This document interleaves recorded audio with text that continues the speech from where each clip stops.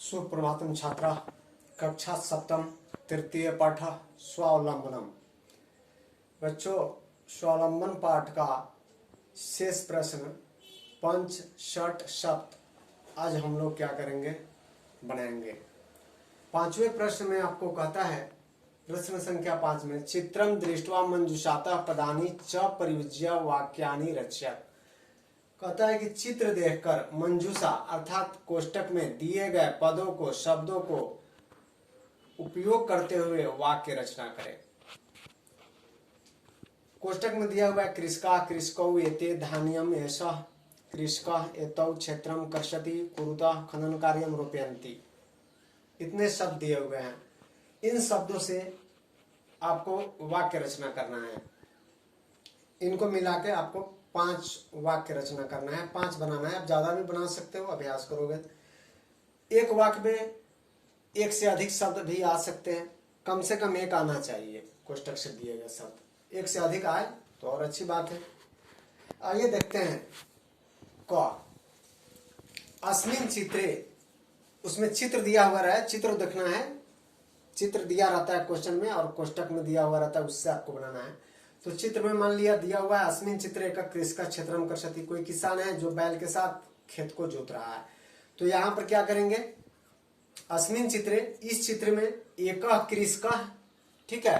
तो यहाँ कृषका दिया हुआ है, ये वर्ड आपका उसमें आ गया। क्षेत्रम कर्षति, क्षेत्रम 2 वर्ड आ गया और कर्षति इसमें 3 वर्ड आ गया। 3 शब्दों से मिलाकर हमने एक वाक्य रचना किया। दूसरा है द्वौ कृषकौ खनन कार्यम कुरुता। 2 कृषकौ, ठीक है। तो यहाँ कृषकौ शब्द आ गया और 2 हम अपने से संख्यावाचक विशेषण लगा दिए। खनन कार्यम कुरुता, खनन कार्यम ये शब्द आ गया और कुरुता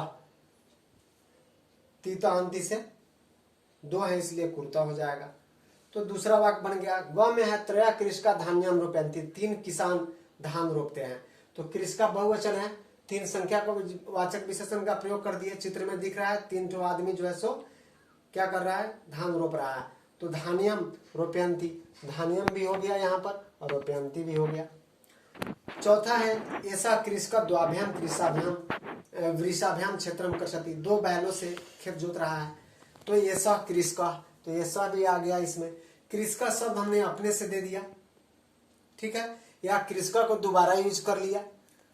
द्वाभ्याम वृषाभ्याम, 2 बैलों से खेत जोतते हैं, ठीक है ना।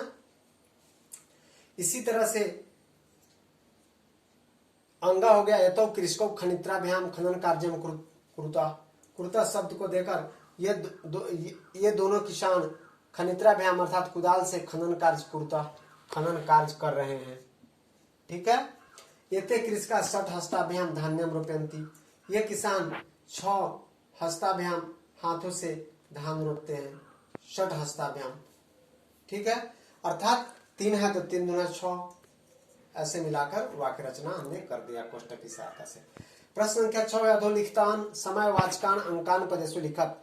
इधर अंक में दिया हुआ है प्रश्न, जैसे 7 बजे, 2:30 बजे, 11 बजे, 4:30, 1:30, इस तरह से बहुत सारे शब्द दिए हैं। उसको आपको संख्यावाचक शब्द लिखना है, उसका संख्यावाचक शब्दों में लिखना है। जैसे सप्त है तो सप्तवादनम, 2:30 बज रहा है तो 2:30, तो 30 मिनट के लिए सार्ध का प्रयोग होता है। सार्ध द्विवादनम अर्थात 2:30 बजे, 2:30। एकादश वादनम 11 बजे है।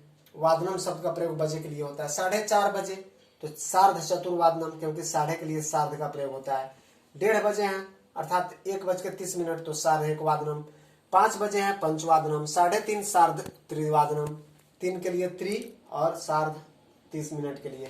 9 वादनम 9 बजे हैं। 12:30 बजे हैं सार्ध द्वादश वादनम। 8 बजे हैं अष्टवादनम। 7:30 बजे हैं सार्ध सप्तवादनम। इस तरह से हम शब्द में इन अंकों को लिख दिए। 7वां प्रश्न है मंजूषातः पदानि चित्वा रिक्त स्थानी प्रयत। मंजूषा से अर्थात कोष्टक से दिए गए शब्दों को चुनकर फिर से खाली स्थान को भरना है। रिक्त स्थान दिया हुआ है, रिक्त स्थान में आपको भर देना उपयुक्त शब्द को।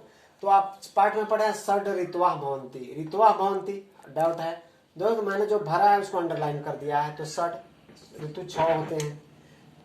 मासा भवंती, मास कितने होते हैं? तो 12 मास होते हैं, ये भर दिया, अंडरलाइन किया हुआ है। एकस्मिन मासे 63 अथवा 1 दिवसा भवंती, एक महीने में 30 या 31 दिवस होते हैं, 31 दिन होते हैं, इसमें भरा हुआ है उपयुक्त वर्ड। फरवरी मासे सामान्यतः 28 दिनानि भवंती, फरवरी मास में सामान्यतः 28 दिन होते हैं, इसमें 28 लिख दिया। उसके बाद अंतिम है मम शरीरे हस्तौ हस्ता, तो मेरे शरीर में कितने हैं? तो द्वौ क्या है? हस्तौ हस्ता, 2 हाथ है। इस तरह से उपयुक्त शब्दों को देकर और रिक्त स्थान को भर दिया गया। बच्चों, आज आपका जो तृतीय पाठ का अंतिम प्रश्न था ये समाप्त हो गया। अब हम अगली कक्षा में चतुर्थ पाठ की ओर चलेंगे। तब तक के लिए धन्यवाद।